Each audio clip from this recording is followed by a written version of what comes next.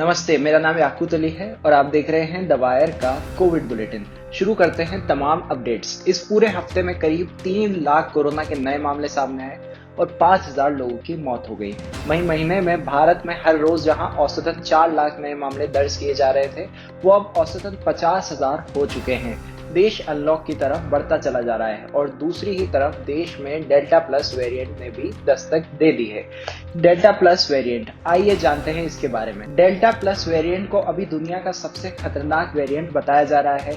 अप्रैल और मई में कोरोना की दूसरी बेहद भयंकर लहर ने देश को काफी नुकसान पहुंचाया, लेकिन जून में संक्रमण की दर कम होती देख प्रशासन ने अधिकांश राज्यों में कोरोना से संबंधित प्रतिबंध या तो हटा लिए या बहुत मामूली प्रतिबंध लागू हैं। जानकारों का मानना है कि कोरोना की तीसरी लहर अगले कुछ ही महीने में दस्तक दे सकती है। उसी के चलते भारत की अदालतों ने राज्य सरकारों से उनकी तैयारी को लेकर सवाल किए हैं। कई लोगों में तो कोरोना के नए वेरिएंट को लेकर चिंता है। उनका मानना है कि नया delta plus variant corona vaccine पर भी भारी पड़ सकता है। Delta plus variant delta variant से ही जुड़ा है, जिसकी सबसे पहले भारत में ही पहचान की गई थी और यही वेरिएंट भारत में कोरोना की दूसरी लहर का कारण बना था। डेल्टा वेरिएंट की वजह से भारत को कोरोना की दूसरी लहर का सामना करना पड़ा।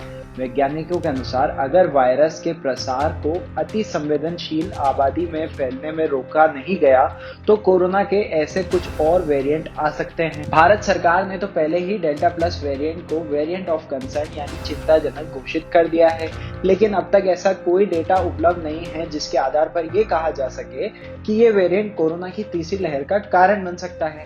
हालांकि विशेषज्ञों का कहना है कि ये परिदृश्य कुछ ही हफ्तों में बदल सकते हैं। अब एक सवाल ये भी उठता है कि क्या भारत तीसरी लहर को रोक पाएगा? कोरोना वायरस का डेल्टा प्लस वेरिएंट देश के कई राज्यों में पहुंच चुका है। वायरस के डेल्टा प्लस वेरिएंट ने सरकार की चिंता बढ़ा दी है। डेल्टा प्लस वेरिएंट की बात करें तो ये अभी तक देश के 12 राज्यों में पहुंच चुका है।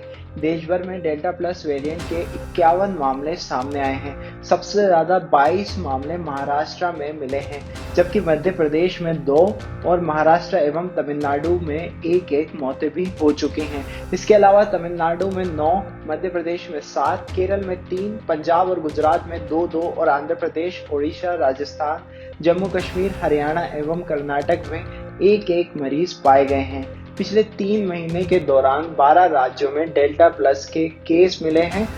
देश में कोरोना संक्रमण का सबसे बुरा प्रकोप झेलने वाले राज्य महाराष्ट्र में डेल्टा प्लस के बढ़ते मामले देखकर फिर से नई पाबंदियां लगानी पड़ी हैं।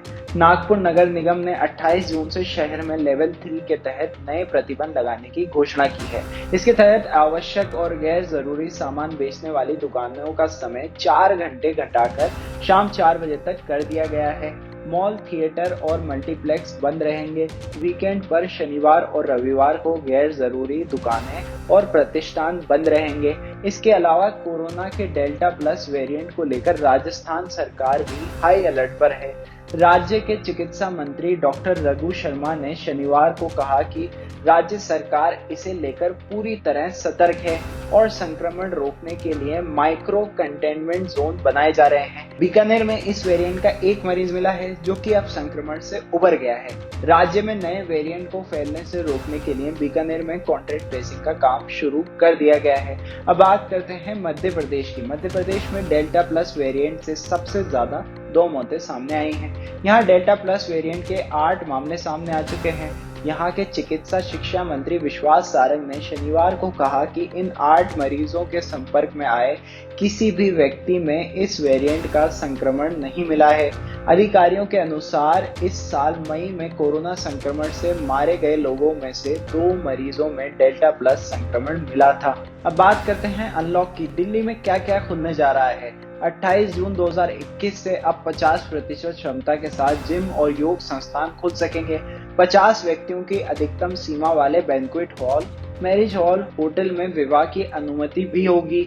डीडीएमए के आदेश के अनुसार दिल्ली में सोमवार से जिम खोलने, बैंक्वेट हॉल खोलने में शादी समारोह के दौरान 50 लोगों के में शामिल होने की अनुमति रहेगी।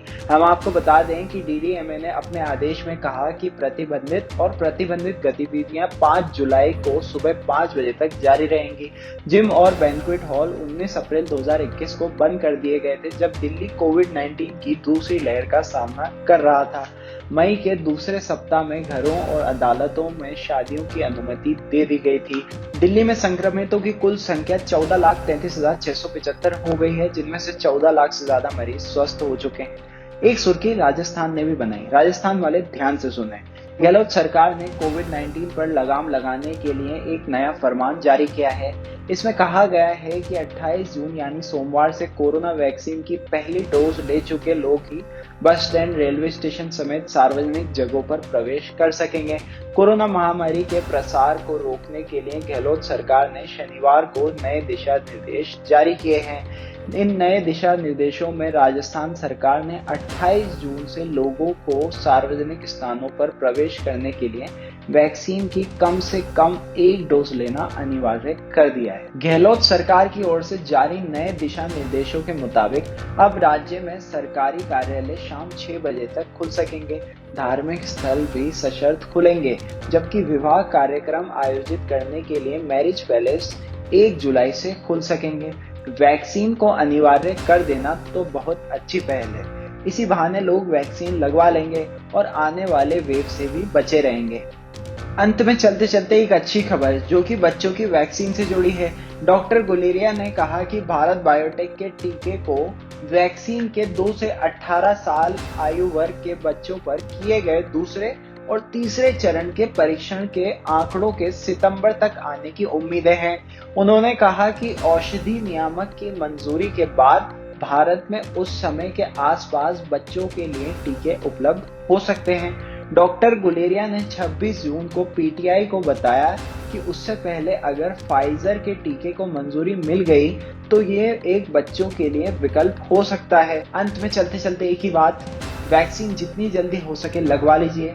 बाहर जाने पे मास्क लगाइए, डबल मास्क लगाइए, क्योंकि delta variant, delta plus variant कितना खतरनाक, कितना जानलेवा हो सकता है, हम में से कोई नहीं जानता है। इसलिए अपना ध्यान रखिए। फिर मिलेंगे। शुक्रिया।